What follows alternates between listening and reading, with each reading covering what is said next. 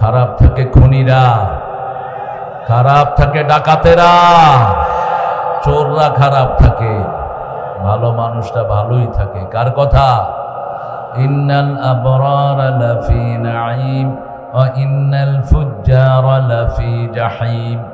নেককাররা সব সময় ভালো অবস্থায় থাকে, নেয়ামতে থাকে। চোর ছেচর খুনিরা সব সময় জাহান্নামে থাকে। আমরা ভালো থাকতে চাই তো? ভালো থাকতে চান? ভালো হতে চান? কারা কারা হাত তুলে দেখায়া দেন।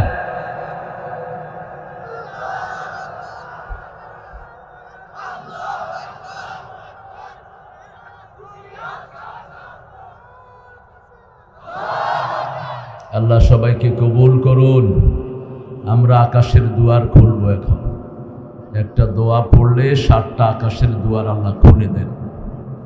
পড়েন আল্লাহু আকবার কাবীরা, আলহামদুলিল্লাহি কাসীরা, সুবহানাল্লাহি বুকরাতান ওয়া আসীলা। একটা দোয়া পড়বো যেটার সওয়াব কিয়ামত পর্যন্ত লেখা হবে। আরো আস্তে কোন সুবহানাল্লাহ। 3 ব্যক্তির জন্য হবে না, যার দল ইসলামিক দল নয় তার কোনো সওয়াব হবে না। এটা কার কথা? কোন সূরা? সূরা আলে ইমরান 83। মনে রাখবেন আয়াত নাম্বার কত? وَمَن يَبْتَغِي غَيْرَ الْإِسْلَامِ دِينًا فَلَن يُقْبَلَ مِنْهُ وَهُوَ فِي الْآخِرَةِ مِنَ الْخَاسِرِينَ। যাদের দল আল্লাহর দল নয় তার কোনো আমল কবুল হবে। কে বলছেন?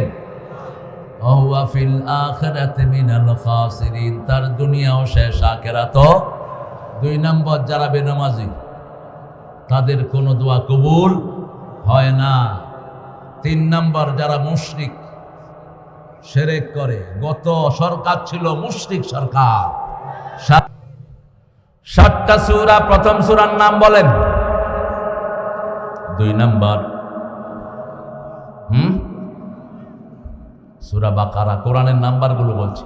প্রথম সূরা ফাতিহা, 2 নম্বর সূরা বাকারা, 3 নম্বর সূরা কোনটা?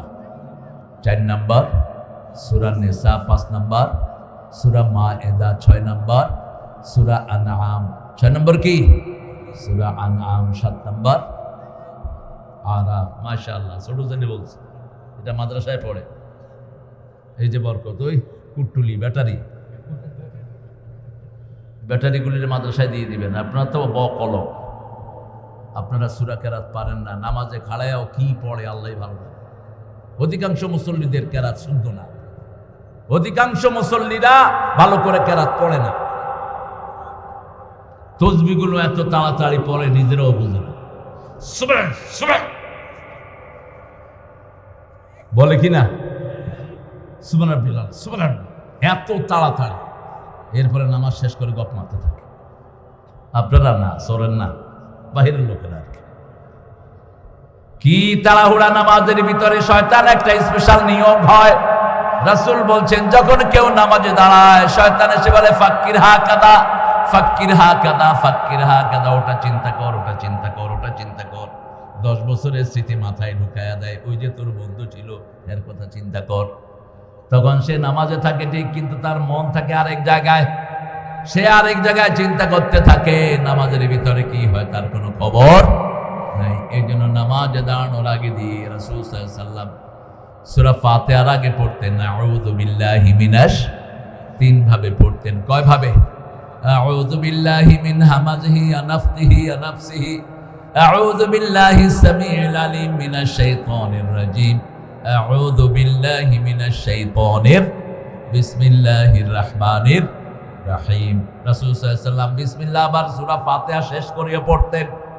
সূরা ফাতিহা শেষ করে দীর্ঘ সময় চুপ থাকতেন রাহমাতাল লিল আলামিন। আবু হুরায়রা জিজ্ঞেস করছেন, ইয়া রাসূলুল্লাহ, এত লম্বা সময় চুপ থাকেন কেন? রাসূল বললেন, সাআলতা বিশাইইন আযীম, একটা বিরাট জিনিস নিয়ে তোমরা প্রশ্ন করেছো। সৌদি আরবে গেলে দেখবেন ইমাম সাহেবরা সূরা ফাতিহার পরে দীর্ঘ সময় চুপ থাকে। কি করে এটার ভিতরে? আমাদের দেশের লোকেরা কয় সূরা তালাশ করতে আছে, সূরা তালাশ করে না, দোয়া পড়ে। এখানে রাসূল বলছেন আমি পড়ি আল্লাহুম্মা বাঈদ বাইনি ওয়া বাইনা খাতায়া কামা বা'আদতা বাইনাল মাশরিকি ওয়াল মাগরিব, আল্লাহুম্মা নাক্কিনি মিন খাতায়া কামা ইউনাক্কাস সাওবুল আবিয়াদ মিনাদ দানাস, ওয়াগসিলনি মিন খাতায়া বিল মা'i ওয়াস সালজি ওয়াল বারদ। এই দোয়াটা পড়েন রাহমাতাল লিল আলামিন। এই দোয়াটা পড়ে তারপরে পড়েন আউযু বিল্লাহি মিনাশ শাইতানির বিসমিল্লাহির রহমানির, তারপরে কেরাত শুরু করেন।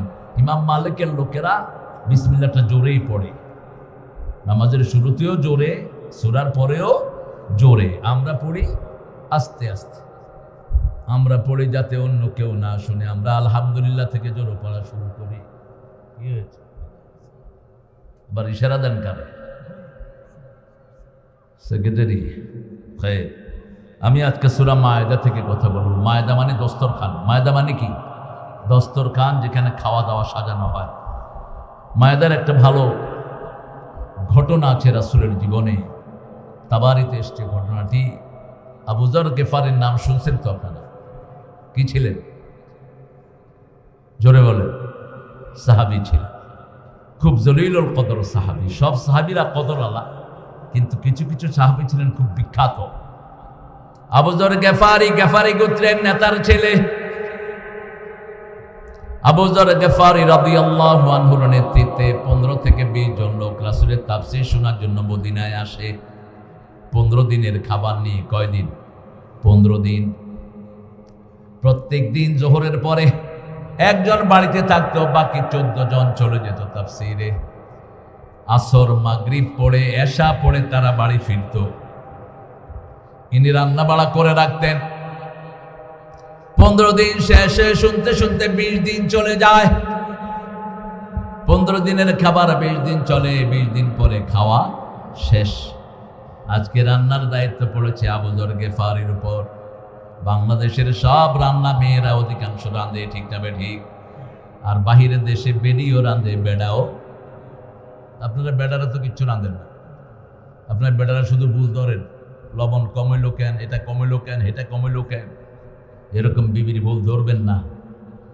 বিবিকে মাফ করে দিবেন, আপনাকে মাফ করে দিবেন কে? বিবির প্রশংসা করবেন, আপনার প্রশংসা করবেন কে? রাসূল বিবির প্রশংসা করতেন, ভুল ধরতেন না। ধমক আর ধমক। বিবির সাথে শ্রেষ্ঠ ব্যবহার করা কোরআনের ফরজদের একটা। 5 বার ফরজ করেছেন বিবির সাথে ভালো ব্যবহার। কয়বার? 5 বার। বিবিকে রাখলে ভালো ব্যবহার দিয়ে রাখো, বিবিকে বিদায় করলে ভালো ব্যবহার দিয়ে বিদায় করো। আশিরুহুন্না বিল মারুফ। পারিবারিক জীবনে সবচেয়ে ভালো ব্যবহার তোমার বিবির সাথে করতে হবে। 2 নাম্বার বললেন সূরা তালাকের ভিতরে, ফারিকুহুন্না বিল মারুফ আমসিকুহুন্না বিল মারুফ।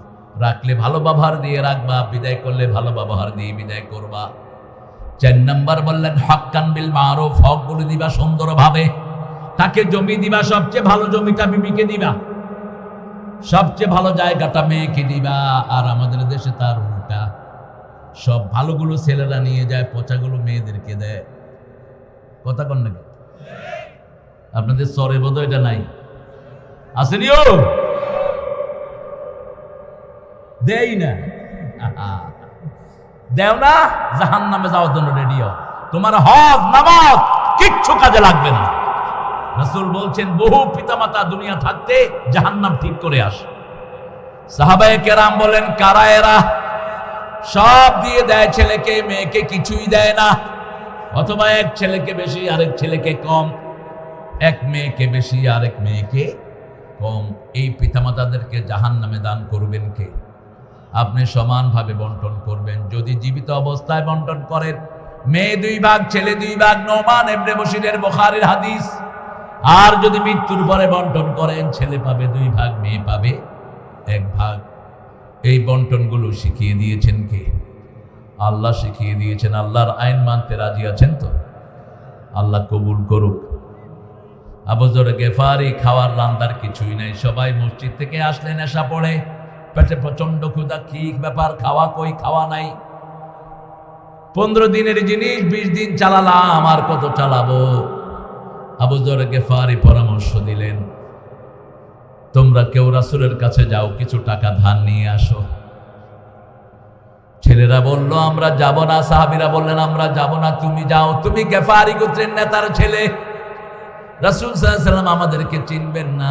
তিনি বললেন আমি নেতার পোলা, এই জন্য আমি যাব না, আমার একটা ইজ্জত আছে, আমার একটা ইজ্জত আছে। তোমরা একজন যাও। যিনি প্রস্তাব দিলেন আবু যর গেফারিকে যাওয়ার জন্য, তাকে পাঠিয়ে দেয়া হলো। তিনি আসলেন মসজিদে নববীতে, রাসূল তাহাজ্জুদ পড়ছেন, তাহাজ্জুদের নামাজে রাসূল পড়ছেন মা মিন দাব্বাতিন ফিল আরদি ইল্লা আলাল্লাহি রিজকুহা। ওসি সাহেব কোথায় যান?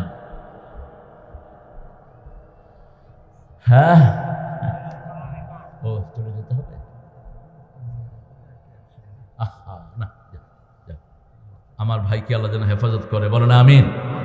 অনেক দায়িত্ব, একটা দুইটা অ্যাক্সিডেন্ট হয়েছে, চলে যেতে হবে। আমাদেরকে যে এতক্ষণ সময় দিলেন, আল্লাহ তার জীবনের গুনাহগুলো মাফ করে দিক, তাদেরকে আল্লাহ সব বিপদ থেকে হেফাজত করুন। আমিন কইলেন না আপনি? আরে আগে তো আপনি হেফাজত হবেন, জোরে বলেন আমিন। যে কোনো দোয়া করলে আগে ওটা আপনার জন্য কবুল হবে। এবার বলেন আমিন। অনেক নিয়ত নিয়ে এসেছিলেন, শুনবেন। একটা অ্যাক্সিডেন্ট আর একটা বড় ঘটনা ঘটেছে, এই জন্য চলে যেতে হচ্ছে ওনাকে। আল্লাহ আমাদের সব পুলিশকে ইসলামের জন্য কবুল করুন, সব বিপদ থেকে আল্লাহ হেফাজত করে দিন। রাসূল সাল্লাল্লাহু আলাইহি ওয়াসাল্লাম এর আয়াত শুনলেন। এই আয়াতের ভিতরে আল্লাহ বলছেন সব প্রাণীর খাবার দায়িত্ব কার হাতে? আল্লাহর হাতে। ইয়ালামু মুস্তাকাররাহা ওয়া মুস্তাওদাহা কুল্লুন ফি কিতাবিন মুবিন। কোন সময় কোন জায়গায় গিয়ে কোন খাওয়া গ্রহণ করবে সেটা 50 বছর আগে লিখে রেখেছেন কে? আমরা এখানে আজকে এসে খাওয়া খেলাম, এই খাওয়াটা আল্লাহ লিখে রেখেছেন। আসতে যদিও কষ্ট হয়েছে, কষ্টই তো কষ্ট। আপনাদের মোটরসাইকেল কোন সময় সিট তো এখন দিকে পড়ে, কিন্তু কপালে যদি সিট হওয়া না থাকে আপনি জীবনেও পড়বেন না। যেমন আমার আগেরটা সিট হয়ে পড়ছে, পিছের একটা আর পড়ে। ওর কপালে ছিল সিট হওয়া, ও সিট হবে। এবার তিনি আসলেন, এসে বললেন ও ভাইয়ারা শোনো, খানা আসতেছে। খানা কি আসতেছে? সবাই মনে করেছেন বোধহয় রাসূলের কাছে গিয়েছে, রাসূল খাওয়া পাঠাচ্ছেন। একটু পরে দেখা গেল একটা পাতিলার ভিতরে করে গোস্ত আর অনেকগুলো রুটি হাজির। সুবহানাল্লাহ কইলেন না? সবাই মিলে পেট ভরে খেয়েছে, কারো খাওয়া কিছু বাকি রয়ে গেছে। মসজিদে নববীতে নিয়ে যাওয়া হলো। ফজরের নামাজের পরে রাসূল সাল্লাল্লাহু আলাইহি ওয়াসাল্লামকে বলছেন ইয়া রাসূলুল্লাহ, যে রুটি আর গোস্ত আপনি পাঠাইছেন খুব মজা করে খাইছি। রাসূল বলছেন কি এর গোস্ত, কি এর রুটি? আমি তো জানি না কিসের ব্যাপারে কথা বলছো।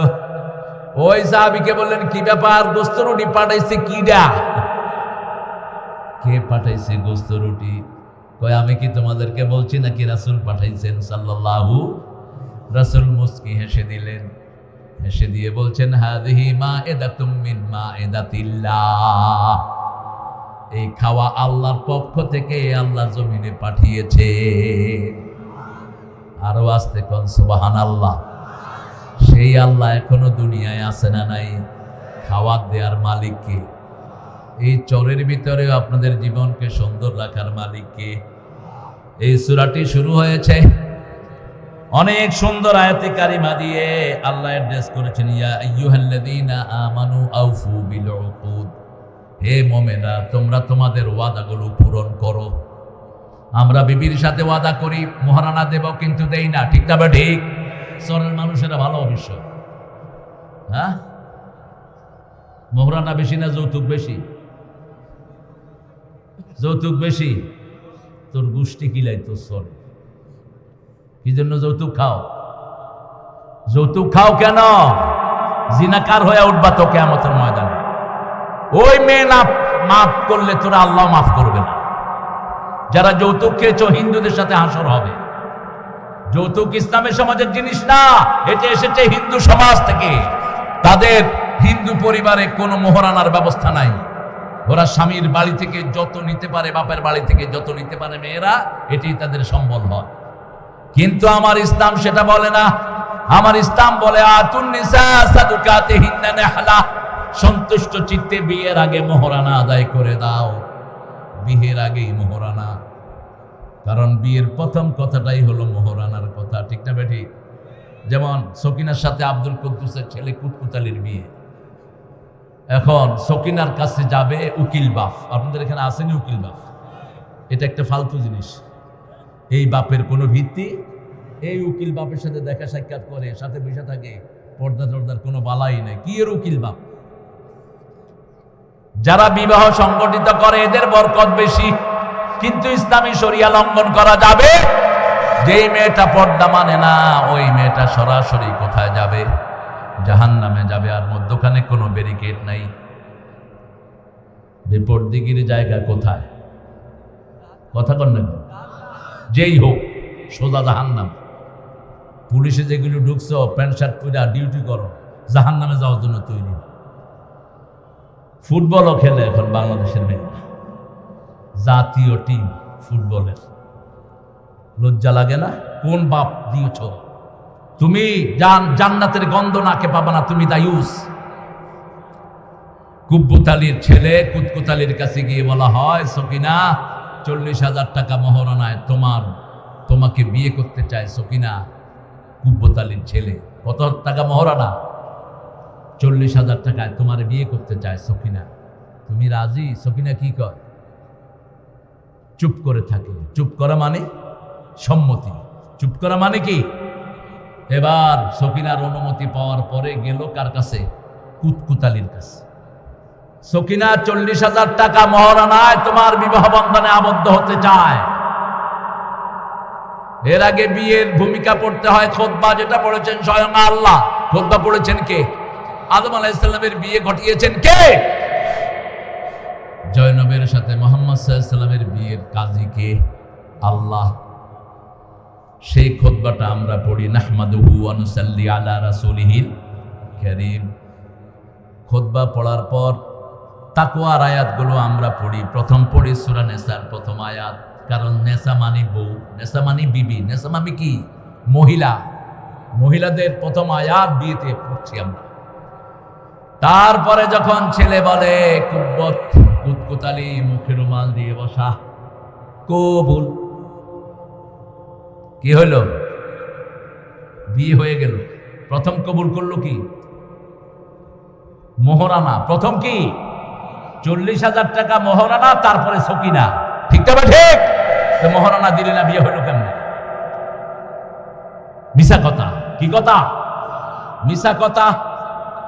রাসূল বলছেন লোহার আংটি দিয়ে হলেও মহরানা দাও, অথবা যদি সূরা কেরাত পড়ো সেগুলো তোমার বিবিকে শিখাও। আমরা আজকে ওয়াদা করব, যারা বিবির থেকে যৌতুক খেয়েছি ফেরত দেব, বিবির পায়ে পড়ে মাপ চাইব। কারণ জাহান্নাম বড় ভয়াবহ জায়গা। একবার যে ঢুকবে তার জীবন শেষ। ঠিক না ঠিক? এত কঠিন জায়গা পৃথিবীতে একটাও। এই জ্যাকেটালা, এই মূর্খটা হাঁটে কেন? হাতে ধরে বসায় দাও। কদম আলী কোথায় গেল? আছে কিছু শয়তানে কয় উঠ, একটু বিড়ি টাই না যা। এখান থেকে গিয়া দেখবেন যে ওখানে বিড়ি ধরেছে। এই যে এটার পিছনে গেলেই পাইবেন। ওয়াদা পূরণ করতে হবে। আউফু বিল উকুদ। রাসূল বলছেন 4টা কাজ যার মধ্যে পুরাপুরি থাকবে সে পূর্ণাঙ্গ মুনাফিক। কয়টা কাজ? 4টা কাজ। ইযা হাদ্দাসা কাযাবা, যখন কথা বলবে মিথ্যা বলবে। কি বলবে? ইযা উকতুমিনা খানা, ইযা ওয়াদা খালাফা, যখন আমানত রাখা হবে খেয়ানত করবে। বাংলাদেশ ব্যাংকের রিজার্ভ চুরি হয়ে গেছে। চুরি করলো কারা? ওই যে দাদাদের হাতে দিয়েছে আইডি সেকশন। আইডি সেকশনে সব ছিল মুশরিক। সব কি ছিল? মুশরিক। সচিবালয়ের 1400 চাকরির 950 মুশরিকদের হাতে। এসপিডিসি সারা দেশের 90% হলো হিন্দুদের হাতে। মাত্র 80 লাখ 70 লাখ হিন্দু বাংলাদেশ কন্ট্রোল করেছে। হিন্দু হলেই তার প্রমোশন। কথা কন না কেন? আপনাদের টাঙ্গাইলের মাদ্রাসার প্রিন্সিপাল পাঠানো হয়েছে হিন্দু, আলিয়া মাদ্রাসার প্রিন্সিপাল। খবর তো রাখেন না, গোড়ার ডিম। শিক্ষা বোর্ড করা হয়েছে প্রাইমারি হাই স্কুল পর্যন্ত, একজনও মুসলমান ছিল না। যেই কয়জন ডাকছে সব ছিল রাধাকৃষ্ণ, হিন্দু। এরা রাসূলের জীবনে বাদ দিয়ে রামের জীবনে ঢুকেছে। কি আশা করেন? মাদ্রাসা বোর্ডের চেয়ারম্যান কি এখন কোথায়? জুলুমের একটা সীমা থাকা দরকার। যেমন হত্যা, তেমন গুম, তেমন মানুষের উপরে জুলুম। ঠিক না ঠিক? 2 দিনে 2000 ছেলেকে খুন করেছে নিজে ক্ষমতায় থাকার জন্য। ক্ষমতার মালিক তুই না, মালিক কে? 12 পদের তরকারি রেডি করেছেন, খাবেন, আল্লাহ কয় সময় শেষ। এখন তুই ভাগ, নইলে তোরে খায়া ফেলাইব বৈষম্য বিরোধী পোলাপান। ওয়াদা পূরণ করতে হবে। ওয়াদার ব্যাপারে জিজ্ঞেস করবেন কে? ইন্নাল আহদা কানা মাসউলা। আল্লাহ বলছেন যে কোনো ওয়াদা যে করবে ওটার ব্যাপারে প্রশ্ন করবেন কে? আপনি ওয়াদা করেছেন আপনার বিবির সব পূরণ করবেন, কবুল মানি সব কবুল। তার সোনোয়াল, তার টাকা পয়সা যা কিছু সব আপনি কবুল করলেন। ঠিক না ঠিক? যেমন আমরা যারা কালেমা পড়েছি, এই 30 পারা কোরআন আমরা কবুল করলাম। ঠিক না ঠিক? আমরা পড়েছি লা ইলাহা ইল্লাল্লাহু মুহাম্মাদুর রাসূলুল্লাহ সাল্লাল্লাহু। এখন যদি আপনি কোন আমি নামাজ পড়ব না, আমি যাকাত দেব না, আমি সুদ খাবো, আমি ঘুষ দেব, আপনি কোরআনের বিরোধী হলেন, আপনার মধ্যে ঈমান থাকলো না। আপনি নামাজ পড়বেন না, ঈমান বিদায়।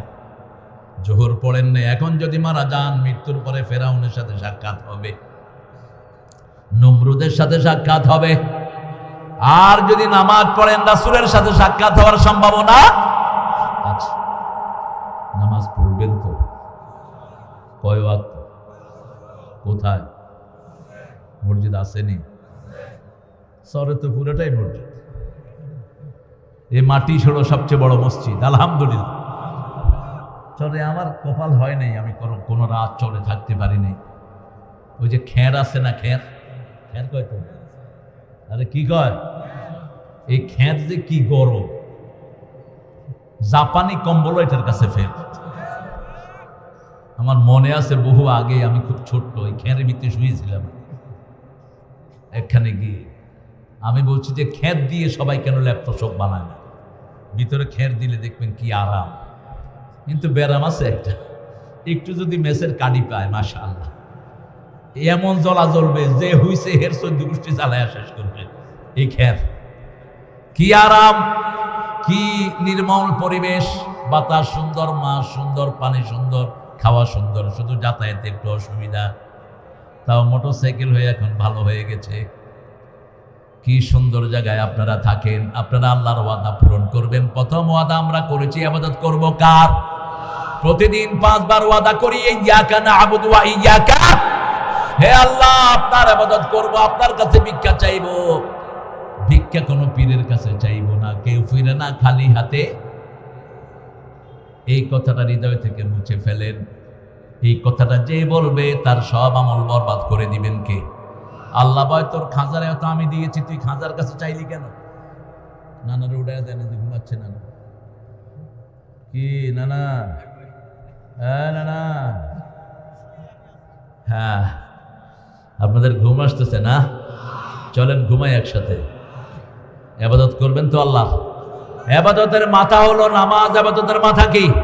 সূরা তাহা আল্লাহ বলছেন, ইন্নানি আনাল্লাহু লা ইলাহা ইল্লা আনা ফা'বুদনি ওয়া আকিমিস সালাতা লিযিকরি। নিশ্চয় আমি তোমার আল্লাহ, আমি ছাড়া তোমার কোনো ইলাহ, আমার ইবাদত করো। আমরা বললাম কি ইবাদত? আল্লাহ বলেন আকিমিস সালাতা লিযিকরি, আমার ইবাদত করো, তাহলে আমার জিকির প্রতিষ্ঠিত হয়ে যাবে। আমরা বললাম কোন পর্যন্ত ইবাদত? আল্লাহ রাব্বুল আলামিন সূরা হিজরের ভিতরে বলছেন, শেষ আয়াতে 93, ওয়াবুদ রাব্বাকা হাত্তা ইয়াতিয়াকাল ইয়াকিন, যতক্ষণ পর্যন্ত নিঃশ্বাস থাকে ইবাদত করতে হবে কার? এরপরে আমরা জিজ্ঞেস করলাম আল্লাহ রাব্বুল আলামিন এই ইবাদত কোন সময় থেকে কোন সময় করতে হবে?